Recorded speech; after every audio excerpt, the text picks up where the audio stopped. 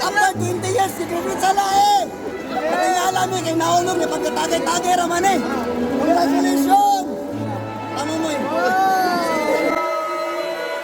Naunor ako pala ako amigo.